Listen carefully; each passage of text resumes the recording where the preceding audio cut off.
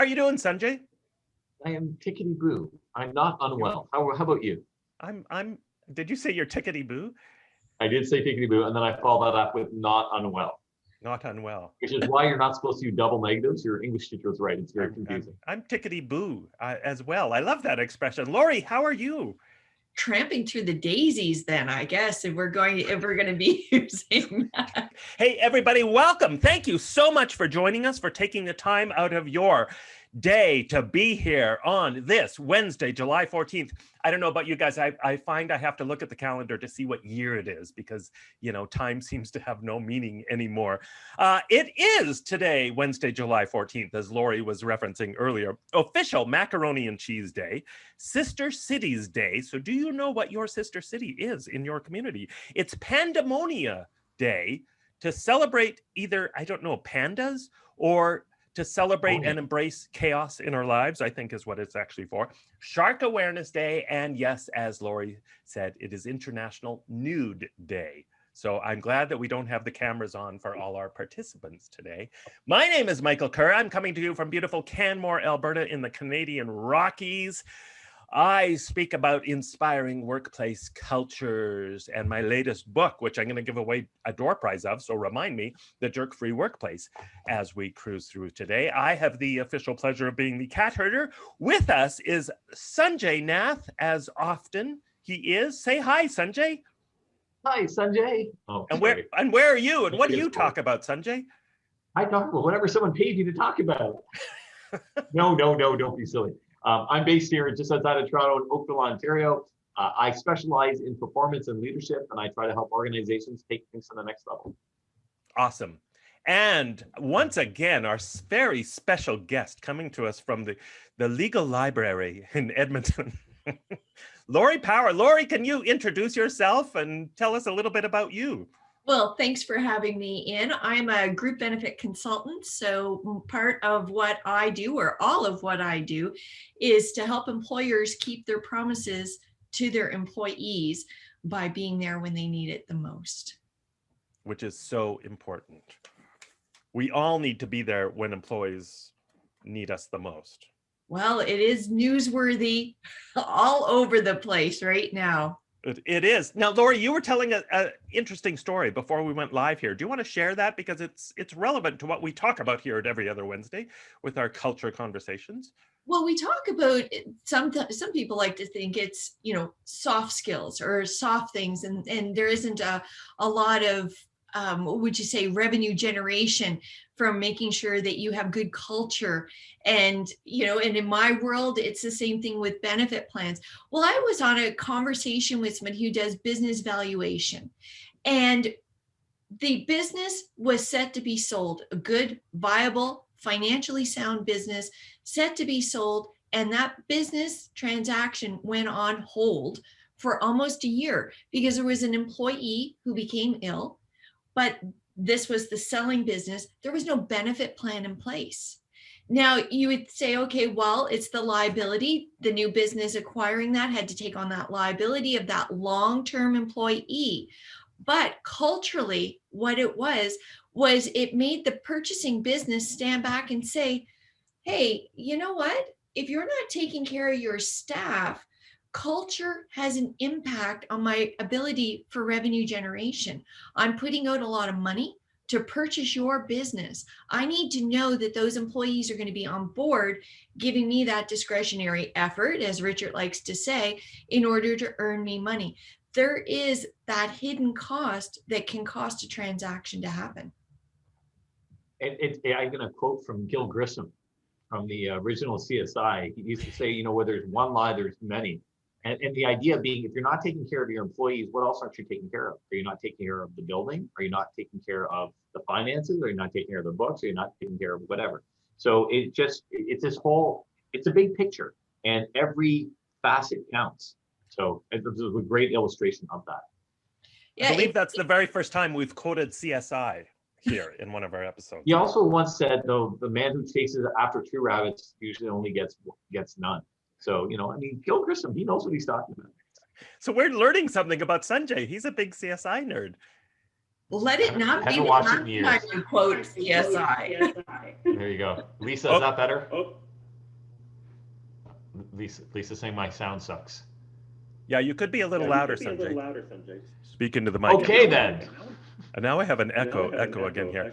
Hey, so today we're trying a bit of an experiment here, folks, on Every Other Wednesday. We do not have a topic the way we usually do. We are just treating this as sort of a think tank, a Q&A session for you, our loyal participants. So we want to hear from you like never before.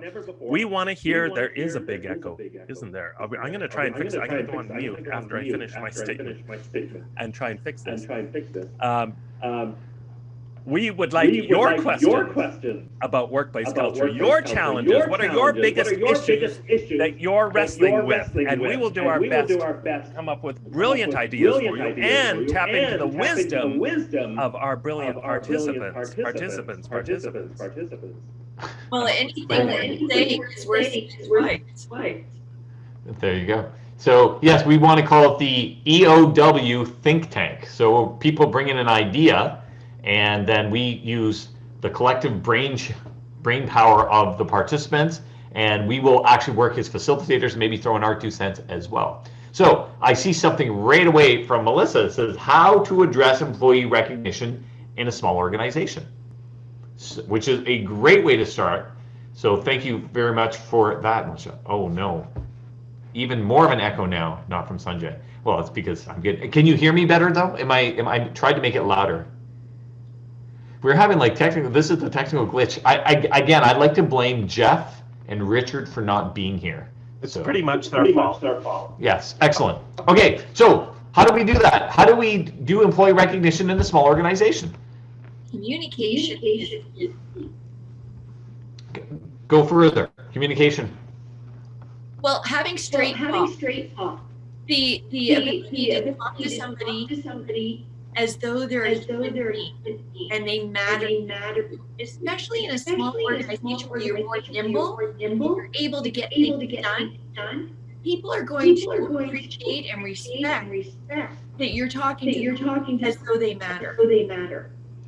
One of the things that I'd want to point out around that is when you're dealing with a small organization, a lot of times... Sorry, Sunjay, can I interrupt here? You just did. Everybody's pointing out where Lori and I are both echoing a lot. This is hilarious, echoing a lot now. And somebody suggested it started when you turned your volume way up.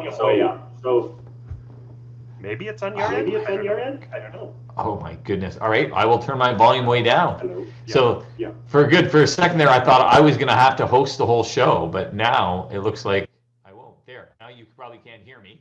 Now we can't. Can you hear me? Now we can't hear you. No, but do they hear the echo? Hello? Sorry about this, folks. Live TV, anything can happen. Still echoing. David Guthrow, the brilliant David Guthrow says it is definitely coming through Sunjay's mic. What are you doing, Sunjay? What the heck? David never liked me. That's the problem. Hey, the echo is gone for me. Sorry about this, folks. Okay. Hey, was it Melissa who asked the question now? David suggesting headphones. Maybe headphones will help. Melissa, I'm just curious, how big is your organization when you say small? Talking about recognition for a small, less than 25. Less than 25. Okay. Very so cool. Nimble enough to know everybody, to know what they're doing, have that coffee pot or around the water cooler chit chat. I think there's a huge advantage to having a small team like that where it comes to recognition, because like you said, Laura, you can get to know people so much better. You get to know their interests, what makes them tick, what they like, what their passions are, about their family. And I think sometimes I get that question in the spirit of, well, we don't have big bucks to spend on employees. And we have to remember recognition isn't about those huge fancy, and this has been studied so much. There are just so many small things. There are things that don't cost anything that you can do to recognize employees. Different shout-outs, different creative ways, whether it's even things like time off from work, or I've got a list somewhere of over, I think, 100 ideas of how to recognize people in simple, fun ways that do not cost very much money. So I think we have to get away from thinking that it's about spending a lot of money. And we know in terms of impact, things like providing employees with experience And again, I want to remind everybody, we've talked about this a lot. When we talk about recognizing employees, a huge part of that isn't just the formal awards, rewards, the kudos, the shout out in the meetings, the fun rewards we give to people. It's also making sure they feel heard and valued, and that we're doing things like saying, hey, what do you think? That is one of the most powerful ways we can recognize people. Lisa had Also, even handwritten notes, right? Something as old school as a handwritten note. Yeah. and there's a big difference between recognition and rewards, right? So a lot of times people think, well, we're a small organization, we can't send the top salesperson on the all paid expense cruise. But this idea of handwritten notes or recognition or a plaque on the wall or something as simple as Friday flex hours or whatever it is, it doesn't necessarily have to be costly, and it can still be a very, very coveted reward.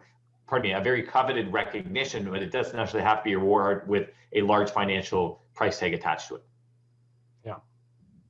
By the way, sorry, logistically, echo is gone. People can hear people now. Yes. Yes. All good. Yeah. Yeah. All right. And making it fun too, right? I just did one of my newsletters. I talked about employee recognition for remote employees and the importance of, when things are remote, especially, of sending something in the mail, because high touch becomes even more important, but creating some fun awards that we've talked about here before, like the Houdini Award for somebody who magically made a big problem disappear, or the Virtual Rock Star Award for whoever's rocking it in the virtual realm. And again, looking for creative ways to give a public, give a public shout out with your customers to the employee. That can be really meaningful. I'm a huge fan of involving the families of employees too, whenever possible. And if you've got remote teams still, it becomes that much easier to get the families involved and invite them to a little recognition thing that you do during a virtual meeting. And then creative ways to reward. I've got the company in Australia where they reward their employees with things literally like you get the stairwell named after you for a month, or the elevator or the hallway, or a pie in the staff cafeteria. Another one of my clients, they have and I love this, an ego massage chair. When you get a special recognition where you sit in this special comfy chair for about an hour or something, and you get all these treats, your favorite coffee and your favorite, almond croissant, and then employees come around and they massage your ego for an hour. Isn't that an awesome idea? There's also the case study that can work two ways. If you have somebody who has done a really good job with a particular client, and it's made a difference, why not have them do the case study that can be shared as a recognition with the other members of the team, but it's also going to motivate others. And if you make it the monthly case study, you can actually build a book that will then be able to be marketed to your future clients to say, this is how we work. There are so many facets that we can do as client recognition that will impact our bottom line. And I love the idea of the case study and that language, as opposed to, wins or losses, because the case study could be an absolute utter failure from what you tried to do, but it can still be a great win because you learn from it or you tweak the plan accordingly and it ends up becoming a big success. So I love that. All right, shall we kind of move on? Yeah. Because we're doing this for the first time. Do we want to go to the next one, or do we want to actually ask people to give some feedback and some ideas in the chat? I think that would be helpful as well, because it was the ideas. Let's do that, and then we'll go on to Lori's question. Different Lori, not you, Lori, other Lori. So who can give it? Can we get some ideas and some feedback from the group? Yeah, and we do have some, Sunjay, right? And I think Melissa was asking whether it has to come from the top or peer recognition. There's studies that show that peer recognition is even more powerful than from the top. And I think you want to make it all about, we're talking about culture here, right? So it's a culture-wide thing. Ideally, you want everybody from the top down to the bottom to embrace this spirit of recognizing each other and valuing the importance of that at both an individual level, but also recognizing our teams too, right? April talked about doing an office Olympics. Dog-eat-dog mentality too. When you have that peer recognition, then you're not looking at, oh, so-and-so did that, I better not say anything. If it becomes part of your culture, then it encourages the everybody wins. Yeah. Here's one. We did the Office Olympics. We did the Office Olympics yesterday during department meetings and had a blast. we gave an employee of the month with $50, and they liked that. I gave a birthday card signed by everyone. We're a small company, under 20 people, so they tape a cute sign on their monitors. Again, it doesn't have to be big, but it has to be meaningful, and it has to be. And the more tailored and specific it can be, the more impact it's going to have. Yeah. There's an auto parts company in Europe, and they have the Order of the Stuffed Elephant. So if you did something that rocked it at work, they have this giant stuffed elephant that a coworker brings to you, Sunjay. Hey, Sunjay, thanks so much. You saved my bacon yesterday. You get the stuffed elephant. You display it on your desk until such time that you think of somebody that's worthy of passing on the elephant to, right? So again, it's fun, but what I like about those things too is it's visible, right? So it reminds people to keep this going, and it creates conversations. That visible piece, I think, cannot be understated, because I've been professionally speaking for 27 years, and people still think I'm 12 now. So 27 years ago when I started, the only group I had credibility with was students, and I've spoken at many, many, many high schools. The reason I'm pointing this out is I found a direct correlation between the behavior of students in assemblies and awards when you walk into the school. When you walk into the school, there's a big awards display case, and it's up to date. It's not like last updated 1964. I found that the behavior of the students was better. So when we won this championship, we have this pennant up, we have this trophy, and it's updated to the last recent year. People, and I don't know what it is, subconsciously they walk in, and in the back of their head they go, one day I want to be on that, or there's a pride or whatever it is. But I find there's a direct relationship between recognizing people, having that, again, the stuffed elephant on the desk, and people kind of going, oh yeah, and it gives that warm fuzzy. Another thing schools do, that is such a great idea. Do you ever notice that schools will do pictures with, say, 2020 in them, and they put all the pictures of their students and their staff within that? What a great thing to say, I worked so-and-so, like, let's say you left a company, but it was a good experience and you moved on. You're always going to be in that mural. You're one of the faces for the year. That's a great idea. Yeah. That's cool, Sunjay. And it reminds me too of what I tell companies to do when you're doing this stuff, celebrating success at work, celebrating your milestones, celebrating your employees. Share that with the public, share that with social media and your customers, because it helps sell you as an attractive place to work. It helps your culture stand out in this competitive dog-eat-dingo world where so many companies are having a tough time attracting employees. You need to champion your culture. If you're the world's best kept secret, it's not going to help you attract more employees and become the hunted. So share this stuff with the world. Yeah. All right, so let's move on to Lori's question. Lori said, wanting to bring staff back when safe, some in hybrid to offer flexibility, but getting significant pushback as they want to work remote full time. We believe that opportunities for collaboration and culture development, especially between departments, are enhanced by having some face time in the office. Any advice? And obviously, Lori, there are a million organizations right now that are faced with this. And again, there are no right answers, but let's throw it open. What are your thoughts? Michael, you like to speak? Go. I like to speak. I do like to speak. What was there a question in there specifically, Sunjay? What was your question? Well, just in general, like how do you attack that? Some people want to stay full time, but the organization wants the face time because there's certain synergies that take place when that happens. How do you deal with that? Yeah. And again, Lori, offline, we were talking about this too, right? This whole idea of that HR organizations, the lawyers and stuff are having a field day, and they're diametrically opposed. Some people are all for it. Throw down the hammer, force them to do it. Other people are like, no, we got to sing Kumbaya together, and we can't have any disruptions or any tension in the workplace. That's the spectrum. Some of it is being just overthought. There is a lot of overthinking of projecting. Okay, well, if I have half of my staff come back and they're in person, and if I allow half of my staff to stay remote, then there's going to be disputes between the two. How do you know that? I think that comes into how you're going to roll that out. And I think ultimately the leadership of that organization has to ask, why is it so important that I bring everybody back? if they were productive, and I just recently wrote about this as well, if they've been productive the last year and a half or the last year and a bit, what makes you so sure that they're not going to be productive continuing in that manner, or that you cannot work with that? I think there is a huge disconnect and a lot of misinformation going out there. That's such an important point, Lori. This is such a critical time for everybody to take a pause and challenge their basic assumptions, because a lot of assumptions are being made. A lot of predictions are being made that we just don't know. I did a keynote about it a month ago, I guess, just before my eye went out on me, that talked all about this issue. And essentially the client was saying to me, we want all of our employees to come back to the office, but we surveyed them, 98% want to still work remotely.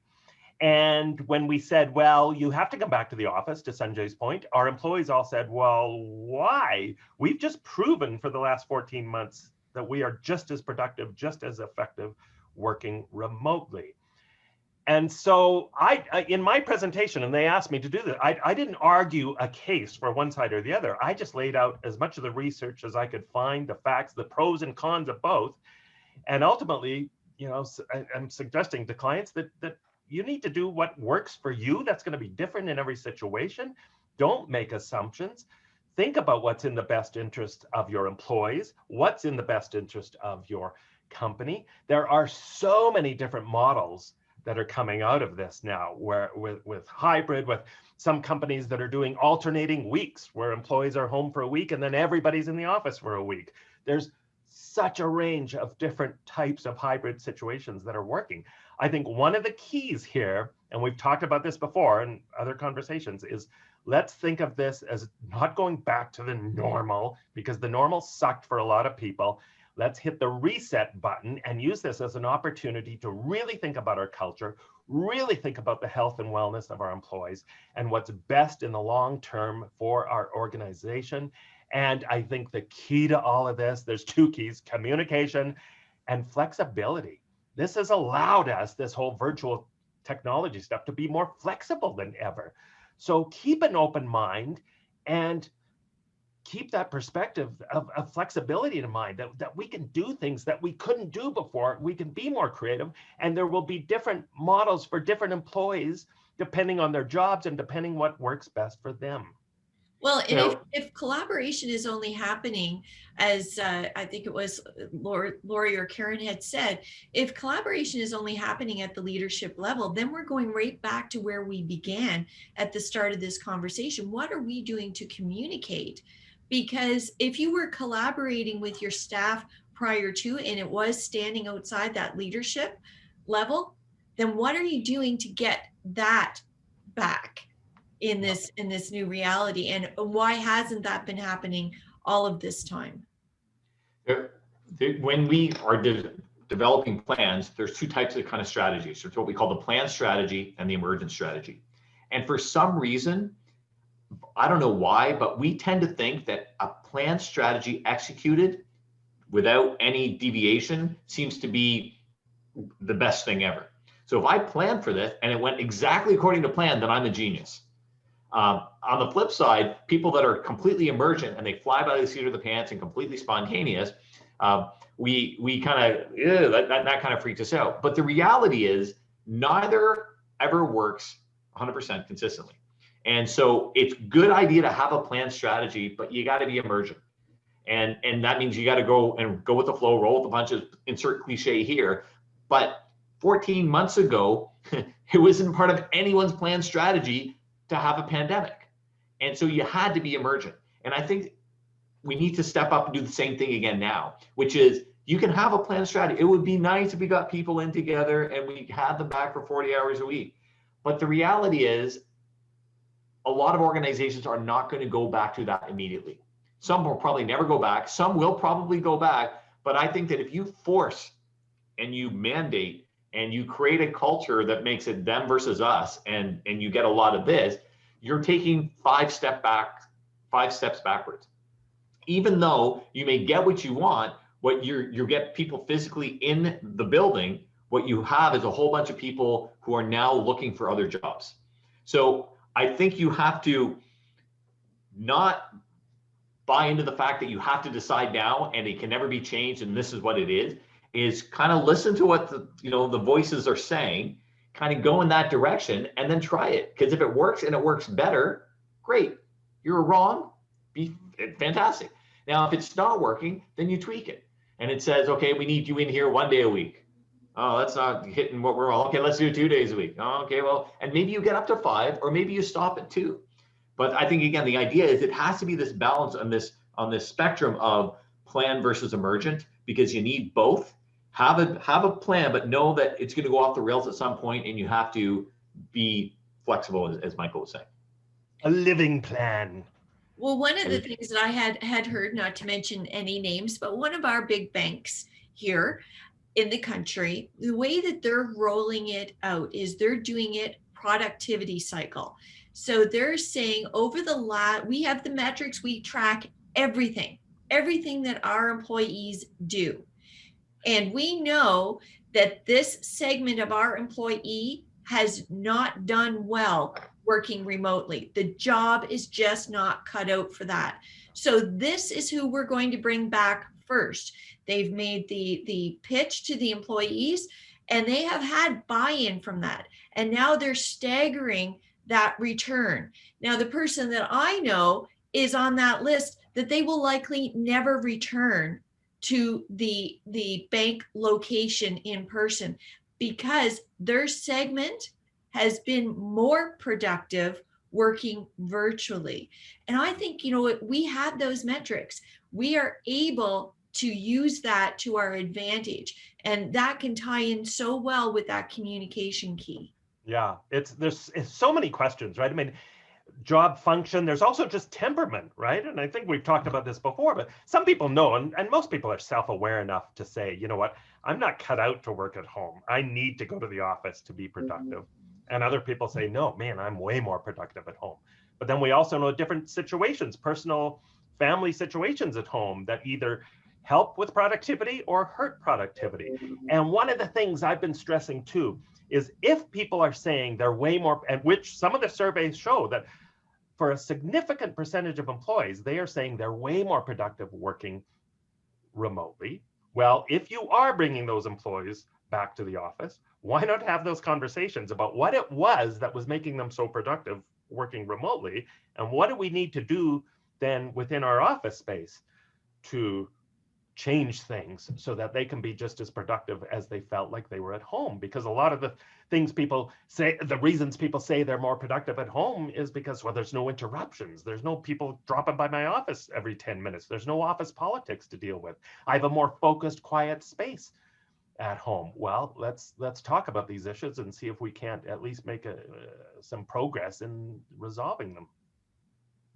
And the reality too, though, is all those things that sucked about the in-person added value in ways that we can't necessarily quantify. Because some of those ideas, it is that annoying person that stops off at your desk that drives you nuts, and that leads to an invention of the whatever it is. It's that all those interactions come into play. So yes, you can be more productive for what you're doing, but the future business may suffer because you're not creating the synergies that you once had. So go ahead. I was going to say, people were saying that in the chat box too, right? That worry about collaboration, those hallway conversations, the cross-fertilization. And I think we have to be aware too that this is a relatively, even though it feels long, it's not a long time period to know how this really will shake out. If we all stayed working remotely, yeah, for 14 months, we might all go, or a lot of us might go, oh, this is awesome. I want to do this the rest of my life. But 5 years from now, what are the impacts going to be in terms of innovation, in terms of socialization, in terms of all sorts of things? It reminds me of, just to draw an analogy, I was at a friend's house last weekend, and he has 2 kids they're 2 and 4. And we were just talking about the whole pandemic thing and wearing masks and stuff, and how the kids like school. And he's like, well, my kids don't know any differently. Like, they just know it's like putting on your seatbelt in the car or putting on your helmet when you ride your bike. If you were older and you didn't have to wear a seatbelt, it's annoying now because you know the difference. Or you didn't wear a helmet when you were riding your bike, it's annoying now because you know the difference. But these guys, they don't know any differently. And so for some people, Like if you just entered the workforce 14 months ago, you have a completely different perspective of what it means to go to work and get a real job than a good chunk of the population that's been doing this more than 14 months. Yeah. And again, though, it's just to your point, Michael, 14 months is a blip. It's not a large amount of time. And, you know, if we were doing it for 5 years or 10 years, yeah, I think you make a better case for it. Point is, we don't know. And not saying that it is better or worse or right or wrong. I don't know. All I'm saying is we need to be open-minded, but not so open-minded that our brain falls out. Like, keep in mind that we may think we have this and we have this idea of what a planned strategy looks like, but we may be completely wrong. And we need to be able to be nimble enough that if we are completely wrong, we can still survive this thing and thrive in the conditions moving forward. Yeah. And does it have to be productivity versus innovation? You know, are we seeing that there hasn't been enormous innovations during the last year? And I'm not saying be in person or be remote. You have to choose that like a fingerprint. It has to be unique to you. But again, I do try to stay away from that either or, you know, if then, because to your point, Sunjay, we don't know. Some of it's going to work and some of it is not. And one last thought before we leave this topic. Let's go on to another. We've got time for one more question or challenge. I just say this: when you look at all the surveys of what employees say they want in terms of going back versus, there's a whole range out there, of course. But the majority of people I've seen in most of the surveys, certainly in Canada and the States, say that they don't necessarily, it's not at one end of the spectrum or the other. So a lot of people are just saying, you know what, it'd be awesome if just because of my personal situation or because of my commute even, it would just be great if I could work from home 2 days a week and be in the office 3. So again, it goes back to that flexibility. Can we make it work for different people and value their different situations and different needs so that everybody ultimately wins? Perfect. The safety measure of being able to have that conversation. You want your employees to be honest about it. Yeah. You want your employees to feel safe and that they can trust that they can come to you with that information. Yeah. Yeah. All right. Next question and last question. And I'm only doing this because it was we only got to the first 3 that came in, and hopefully maybe we'll return and do this as a theme again, this EOW Think Tank. But it comes from Brian, and he writes, employee makes a mistake. A genuine mistake. He meant to do what they did. It just expected a very different outcome. The outcome was not trivial, and the employer wants to come down hard. So the question is how to get management to see this as a learning opportunity instead of a punitive situation. Right. I'll jump in with this. I talk about this a lot in my creativity workshops. To me, thank you for the question, Brian. This is a pivotal. I just went off out of focus. This is a pivotal point in a culture of any organization, because what does every senior leader say? They come to their employees and they say, we want your ideas. We value your ideas. We value taking risks here at our company. We want you to be bold with your ideas. So what do? You're up there in the tree. Where are the best ideas? They're out on the end of the branch, out on the end of the limb. You reach for this idea. You fall out of the tree, like with Brian's example. It didn't go the way you thought it would, because guess what? It was the first time this idea was tried, and you don't know until you try it often. This point now, when that person is down, falling off the tree, is the absolute critical crux of an organization's health, I think. How you react. Do you, to Brian's point, does that employee get in trouble? Do you demotivate the employee? Do you even fire them? Or do you help them climb back up the tree? Do you brush them off? Do you say, hey, what did we collectively learn about this? There are companies like I forget their name, but the advertising company that did the talking babies, the E-Trade babies, they have a special, I think it's called the Heroic Failure Award, to reward people who try things that are really creative, but they didn't work. The software company Intuit, they have the Almost Hit It Out of the Ballpark Award to celebrate people who tried something new, but it didn't go out of the ballpark, because we want to be clear what we're recognizing and valuing. We want to value people's contribution with new ideas. So we're not talking about bonehead mistakes here, but mistakes that were done in the spirit of trying something new, trying something creative. We want to recognize that, because if you start punishing people for coming up with ideas, you are going to shut down creativity and innovation so fast. Well, let's not forget Thomas Edison failed how many times, before he did succeed. And then when he succeeded, it wasn't quite the same, and there was that electrocuted horse. That might have been considered a colossal mistake, right? So there are mistakes that can have positive outcomes over time, not for that horse, but. The example too of the 3M Post-it note. So apparently, I don't know if it's urban myth or not, but the guy was trying to invent a super adhesive that was supposed to be unbreakable, and he ended up coming with the Post-it note. And so you could have thrown it away and say it was a colossal failure, or you can kind of change your spin and actually turn it into a multi-billion-dollar business, right? So, but I don't think we've actually answered what Brian's question is. But Brian's question is he goes, well, management now wants to come down hard on them. We're saying management shouldn't come down hard on them, and I think that's what he's saying. But he's going, yeah, that they are coming down hard. What the heck do we do? And what I would suggest is, you see, management has an objective, right? The reason they're coming down hard on them is because they think that his behavior or his or her behavior is detrimental to what they're trying to achieve. I mean, that's really what it comes down to. So what you have to do is be able to reframe it to a way to management that to explain that even despite it being perceived as a failure, what he or she did by taking the risk and reaching out on the tree branch and going after it actually moves your agenda forward. Because if they see that that actually moves the agenda forward, they're not going to be as punitive, and they're going to be more likely to reward or come up with some silly, crazy award or give them the recognition that they do. So right now, the perception is she messed up. We need to set an example of them. Shame, shame, shame. But if we can spin it so they go, all right, they didn't get the result they wanted, but they're on the right path. How do we support more people in doing so rather than shutting it down? And I'm seeing this in the chat box. People are saying, yeah, if you slap people at this point, you're going to shut down innovation in your company. People are not going to step up and share their ideas out of fear of that they're going to be yelled at, they're going to be punished or what have you. So. Yeah. Back to my tree metaphor, the next time a leader comes and says, we want your ideas, what do all the employees do? They hug the tree. They're not going out on the branch, right?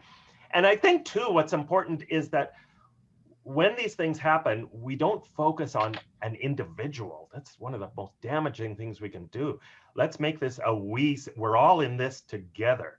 Yeah, okay, it may have been Joe who came up with the idea and spearheaded it, but we were all on board. We were all supportive at the time, and let's recognize that it's never or rarely just one person who tries something new.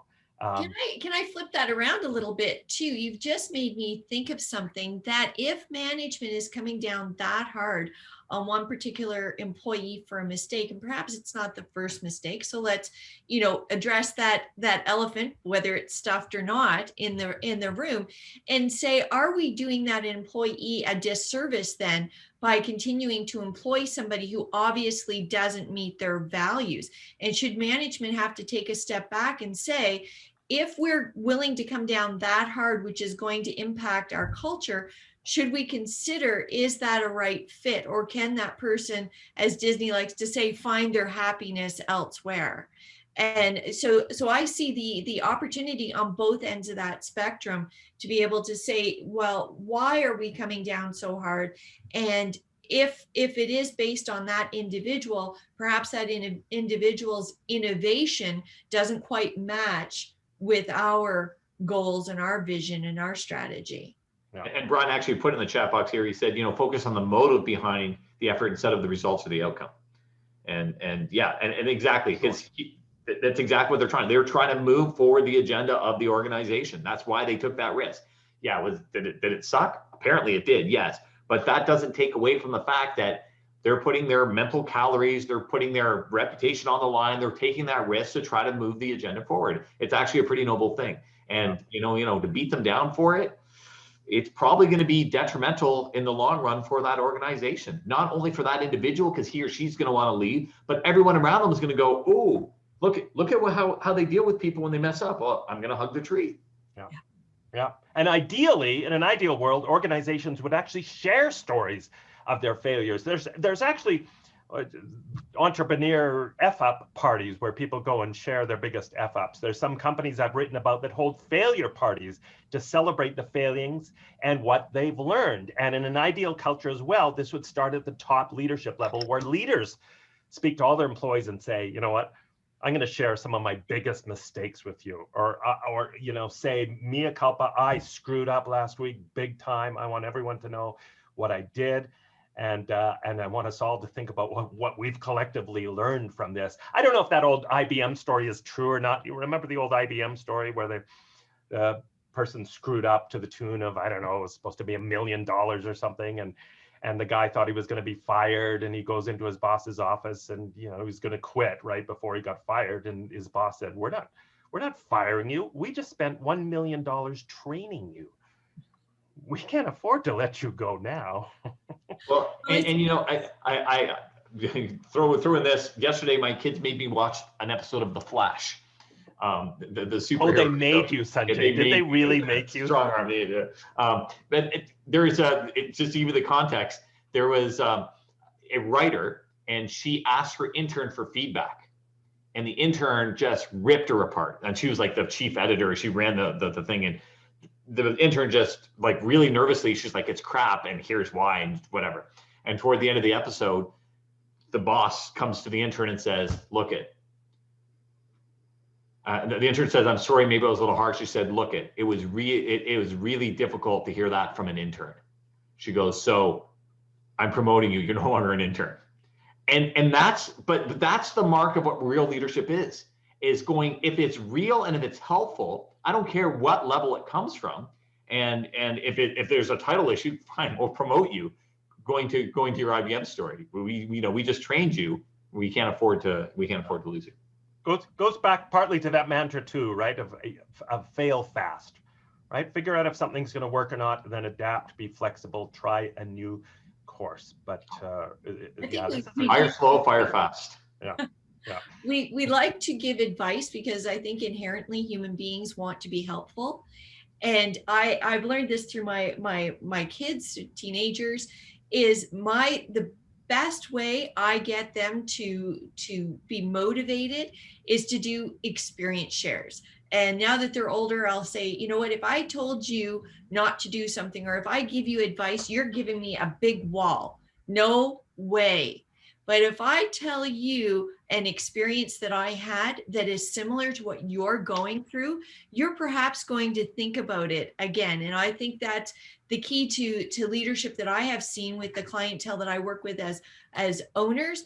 The best leaders out there are leaders that say, you know what, this is the role that I need to fill. Who in the room has that talent that can fill that? Because I can't do it. The last time I tried, I failed. So can somebody step up and bring to the table what I don't have? And that's where you're going to really see a lot of people step up who may have been quiet before and say, you know what, I've got it. I've got your back. I'm going to do that for you.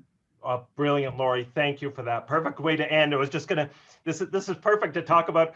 I worked in one company where we used to have the Bonehead Play of the Month award, where at the end on a Friday afternoon, it took 5 minutes. You had to nominate yourself and you had to share something that was really probably embarrassing or stupid you did at work, and you would get a small, fun reward for something that caused you stress. But making it fun made it psychologically safe for people to share their little mistakes, so we didn't sweep them under the rug, right? So, you know, lots of fun ways we can tackle this. We have to go because we are right up to the time here. I wanted to give away a door prize, jerk-free workplace. So here's my trivia question. Put it in the chat box very quickly, and I'll help you out here. The number is between 50 and 100%. What percentage do I write about in my book of employees, according to an Arizona University study, what percentage of employees said they have lost time at work due to dealing with a jerk? People are Sunjay's putting in numbers before they even have the question. What percentage of employees? We're getting close. We're getting, 63. We have a 63. Michelle Thompson, I believe you were the first to say 63. That is the exact number. Michelle, I will make sure that you get a copy of an ebook of the Jerk-Free Workplace sent to you. Thank you for playing along. Hey, and thanks everyone for participating today. Thank you for sharing your challenges, your questions, your wisdom. As always, we learn as much from you. Hopefully you do, what am I trying to say, as you do from us? I don't know. Lori, thank you so much for being a rocking guest again. We look forward to you coming back and joining us another time. And Sunjay, do you want to talk about what we're doing 2 weeks from now? 2 weeks from now, we're actually going back to what we were going to deal with like 4 weeks ago, but then all of a sudden Michael had to get a detached retina. And so was unable to join us. We're going to have Dr. Lisa Belanger join us, and she is going to talk about the difference between, what's the actual topic? Stress and burnout. She talks about mindfulness. She's an expert in health and wellness and health behaviors and mindfulness and burnout especially, and the difference between being highly stressed at work and burnout, and what we need to consider to make sure our employees aren't burning out. And speaking of burnouts, Michael, can you wrap it up? Yes, we have to go now. Funny boy, Sunjay. Hey, thanks everybody. Tomorrow is official Be a Dork Day, so please make sure you do reach out to Sunjay tomorrow at some point. And again, I want to thank everyone for being here today. We will see you 2 weeks from today. Thank you, Lori. Thank you, Sunjay. Thanks, folks. Cheers. Bye, y'all. Bye.